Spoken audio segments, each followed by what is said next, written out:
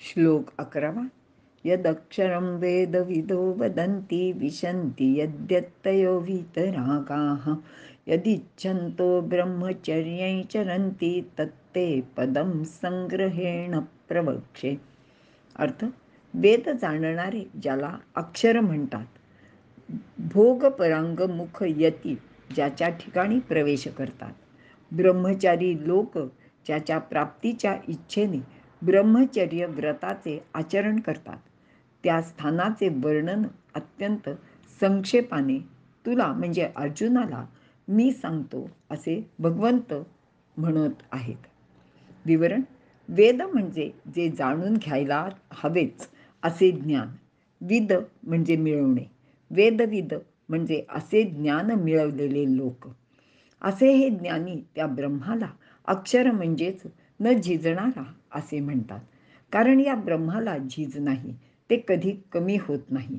जसे समुद्राचे पाणी कधीच कमी होत नाही. समुद्र हा ब्रह्माचा एक अगदी छोटासा असा अंश आहे. ब्रह्म सर्वार्थाने अक्षरच आहे. कारण या ब्रह्मातील अगदी अल्प भाग जरी बाजूला काढून ठेवायचा म्हटला तरी तो ठेवायला सुद्धा एका ब्रह्मावाचून दुसरी जागाच नसते.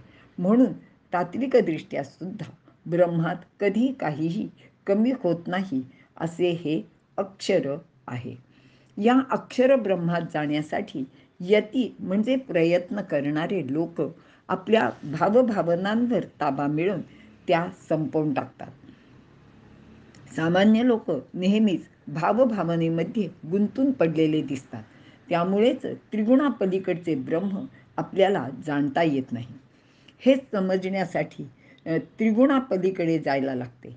त्यासाठी भावनांवर विजय मिळवायला लागतो. त्या संपल्या तरच ब्रह्माचा विचार मनात उद्भवतो आणि त्यानंतर त्यापदी आपल्याला जाता येते. यदिच्छन्तो ब्रह्मचर्यं चरन्ति. ते प्राप्त करण्याची इच्छा करणारे ब्रह्मचर्याचे पालन करतात. ब्रह्मचर्य म्हणजे ब्रह्माला अनुसरून वागणे. ब्रह्माला अनुसरून वर्तन करण्याला ब्रह्म मिळते. ब्रह्मचर्य याचा अर्थ स्त्री पुरुष संबंध टाळणे, विवाह न करणे, संन्यास घेणे असा नाही. तर विवाहित गृहस्थाश्रमी लोकसुद्धा ब्रह्मचर्याचे पालन करू शकतात. याचाच अर्थ ब्रह्माला अनुसरून म्हणजे निसर्ग नियमानुसार तो वागतो. त्यात काय झाले असे काहीही नसते असे म्हणून अनैसर्गिक वर्तन हे लोक करत नाहीत. याचाच अर्थ ब्रह्मचर्याचे पालन. स्वतः भगवान श्रीकृष्ण अनेक पत्नी असताना सुद्धा ब्रह्मचारी होते. तर धर्मराजाला भेटायला आलेले ऋषीमुनी त्याचे क्षेमकुशल विचारताना असे विचारत की, धर्मराजा, तू ब्रह्मचर्याचे पालन योग्य रीतीने करतो आहेस ना? आणि तो सत्यवादी धर्मराज सुद्धा हो हो, ब्रह्मचर्य मी पाळतो असे उत्तर देत असे. धर्मराज हा विवाहित होता. त्याला एक पुत्र सुद्धा झालेला होता. त्याचप्रमाणे ब्रह्मचर्य पालन करणाऱ्याला ब्रह्मास्त्र प्राप्त होत असे सांगितले आहे. आचार्य द्रोणाचार्यांचा पुत्र अश्वत्थामा अविवाहित होता. म्हणजे खरे तर तो ब्रह्मचारीच होता. पण आचार्यांनी म्हणजे द्रोणाचार्यांनी त्याला ती विद्या संपूर्णपणे शिकवलेली नव्हती आणि ब्रह्मास्त्राचा उपयोग करण्याची परवानगी सुद्धा दिलेली नव्हती.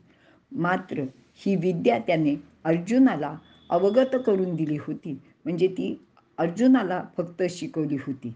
त्याचा योग्य ठिकाणी योग्य वेळी उपयोग करण्याची परवानगी सुद्धा दिलेली होती. तसेच श्रीकृष्णाला पण ब्रह्मास्त्र अवगत होते. म्हणूनच योग्य तऱ्हेने ब्रह्मचर्याचे पालन करणाऱ्याला ब्रह्म प्राप्त होते व ब्रह्माची इच्छा करणारे ब्रह्मचर्याचे पालन करणारे असतात असे इथे भगवंत सांगत आहेत. इथे आपण थांबूया.